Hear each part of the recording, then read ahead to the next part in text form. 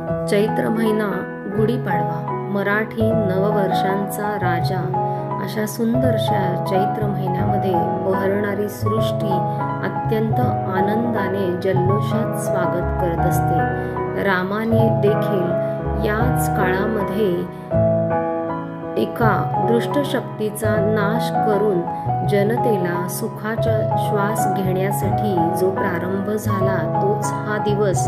तेव्हापासून गुढी उभारण्याची ही प्रथा सुरू झालेली आहे। सनातन धर्म एक संपूर्ण जगामध्ये अत्यंत सुंदर असा हा धर्मसंस्कृती आहे, त्यातलीच ही गुढी एक परंपरा आहे। सकाळीच देवपूजन झाल्यानंतर गुढी बांबू घेऊन त्यावरती सुंदर रेशीम तलम वस्त्र, त्यावरती साखरेच्या गाठी, गोंड्यांचा हार, कडुलिंबाची डहाळी, आंब्याची डहाळी आणि त्यावर चढवलेला चांदीचा किंवा तांब्याचा कलश अशी ही गुढी आपली तयार झाल्यानंतर दारात हिचं स्थान निश्चित केले जाते।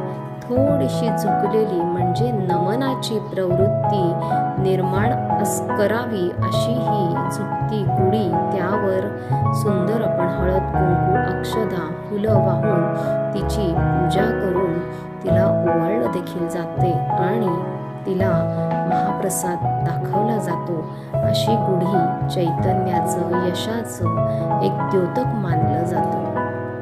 अशाच दिवशी आरोग्यदायी अशी सुरुवात घडावी त्यासाठी कडुलिंबांच्या पानाने अभ्यंग स्नानही केले जाते आणि आपण प्रसाद म्हणून ग्रहणही करतो कडुलिंबाची पाने, का तर वर्षभर आपलं आरोग्य चांगलं व्यवस्थित राहावं यासाठी। तर मग आरोग्य शरीर ह्या सगळ्याचा विचार करता मनही शांत राहावं यासाठीच अर्थातच परमार्थपर जे काही करता येईल अशी सुरुवात करून या नववर्षाला आपण सुखदायी बनवण्याचा निश्चितच प्रयत्न केला पाहिजे।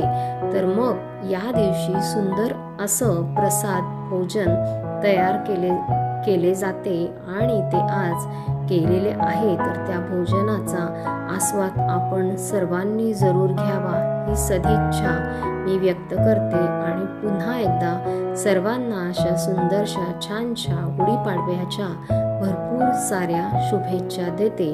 तर पुन्हा एकदा नवीन व्हिडिओमध्ये भेटूया, तोपर्यंत धन्यवाद।